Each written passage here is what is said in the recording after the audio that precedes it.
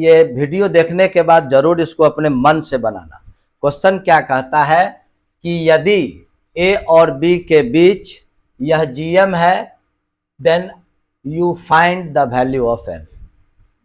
यह जो है जीएम है ए और बी का, तो हम लोग ए और बी का जीएम क्या जानते हैं?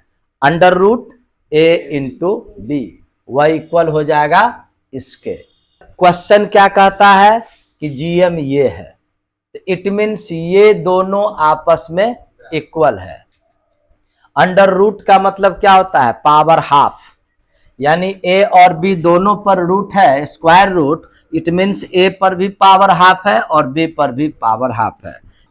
अब इसको क्रॉस मल्टीप्लीकेशन करना होगा। तुम ये थ्योरी पढ़ा होगा, x to the power a into X to the power b can be written x to the power a plus b। ये इंडिसेज का रूल है।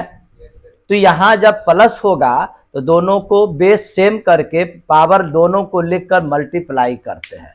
तो क्रॉस मल्टीप्लीकेशन भी करें और इसको भी हम इस कंडीशन में लिख दें, तो क्या लिखोगे? a to the power n into A, चूंकि पावर 1 है, plus b to the power n into B. Clear? अब इसको इससे मल्टीप्लाई करोगे तो ये दोनों से मल्टीप्लाई होगा, तो क्या होगा? a to the power n, a to the power half, b to the power half, और यह फिर इससे मल्टीप्लाई करोगे तो b to the power n, a to the power half, b to the power half. इतना ये जो है। अब इसको हम लोग सॉल्व करेंगे। सॉल्व करने का बेस्ट तरीका देखो क्या करते हैं। ए वाला जो टर्म्स है इनको आपस में साथ रखो, अब बी वाले टर्म्स को आपस में रखो। इट मीन्स राइट साइड का आरएचएस वाले के टर्म को एलएचएस में लाओ, तो क्या होगा? इम्प्लाइज, देखो A to the power N into A, और ये पार्ट को इधर लाओगे, A to the power N, A to the power half, B to the power half, और ये देखो plus B to the power N, B minus ये B to the power N, A to the power half, B to the power half equal to क्या हो जाएगा? 0। अब देखो common लो, कॉमन कैसे लोगे वो देखो। A to the power N दोनों में से कॉमन हो जाएगा। ध्यान से समझना, इंडिसेज का नॉलेज होगा। यहां ए टू द पावर 1 है, यहां हाफ है, हाफ तो और कॉमन ले सकते हैं। हम चाहे तो पहले सॉल्व कर दे, लेकिन बेस्ट तरीका है डायरेक्ट कॉमन लेते हैं। A to the power N भी कॉमन लेंगे और A to the power half भी कॉमन ले लेंगे। यहां देखो B to the power N भी कॉमन ले लेंगे और B to the power half भी कॉमन ले लेंगे, तो बचेगा क्या? उसको हम लोग लिखेंगे। देखो A to the power N in A to the power N and A to the power half common लो। कॉमन लिए तो क्या बचा? A to the power N तो कॉमन हो गया, ये टोटल ए पर टू द पावर 1 है और हाफ कॉमन लिए हैं, तो हाफ ही ना बचेगा। 1 में ये हाफ माइनस करोगे तो हाफ बचेगा, A to the power half है नहीं। यहां देखो A to the power N भी कॉमन ले लिए, A to the power half भी कॉमन लिए, तो मात्र बचा यहां पर minus B to the power half. अब यहां आइए, B to the power N into B to the power half common लिए तो क्या बचेगा? उल्टा बचेगा। गौर करो, अगर ज्यादा नॉलेज है तो देखो यहां बचेगा पहले B to the power half minus A to the power half, और यहां पहले A to the power half है।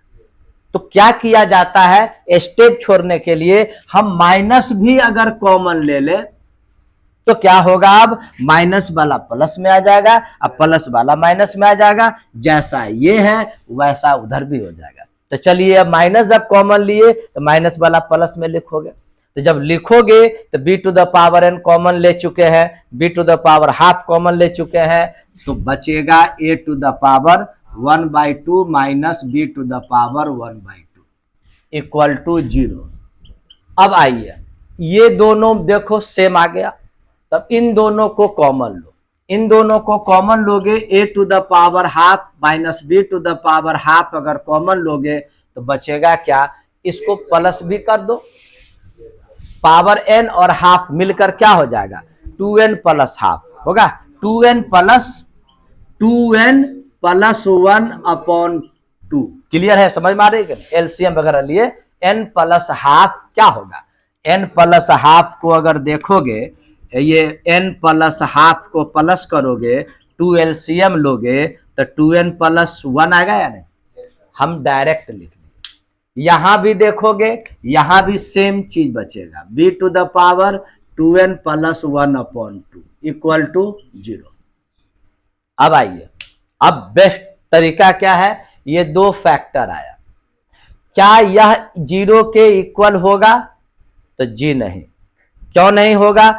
यदि इन दो, इसको अगर 0 के इक्वल कर दोगे तो ए और बी इक्वल हो जाएगा, और जब दोनों क्वांटिटी जब इक्वल हो जाएगा तो बीच का जीएम निकलेगा ही नहीं। इसीलिए यहां पर लिखोगे सिंस, तो जब यह 0 नहीं होगा तो ये हर हालत में 0 होगा, तो इसको बर इक्वल टू 0 करो, तो लिख दोगे therefore a to the power 2n। अब क्या करेंगे हम लोग, ये माइनस वाले को राइट साइड भेज देंगे। अब क्या करो, डिवाइड कर दो, इसको नीचे भेजोगे तो इधर 1 आ जाएगा, तो देखोगे a पर टू द पावर यह भी होगा और by b to the power यह भी होगा, तो इसको हम लोग a/b to the power 2n plus 1/2 equal to 1 लिख सकते हैं। अब आइए एक चीज और देखो, एक चीज क्या देखते होगे, हम लोग पढ़े हुए हैं किसी पर पावर 0 का वैल्यू 1 होता है, तो 1 के जगह पर a/b पर टू द पावर 0 लिखा जा सकता है। दोनों का बेस सेम है, पूरा पार्ट सेम है, तो डेफिनेटली पावर सेम होगा, है कि नहीं? जब पावर सेम होगा तो क्या होगा, 2n प्लस 1/2 इक्वल टू 0। जगह की कमी है, डायरेक्ट लिखो, तो 2 जाएगा राइट साइड तो 0, 1 जाएगा राइट साइड तो -1, और 2 से डिवाइड करोगे तो n का वैल्यू क्या हो गया, n का वैल्यू -1/2। यही इसका आंसर हुआ।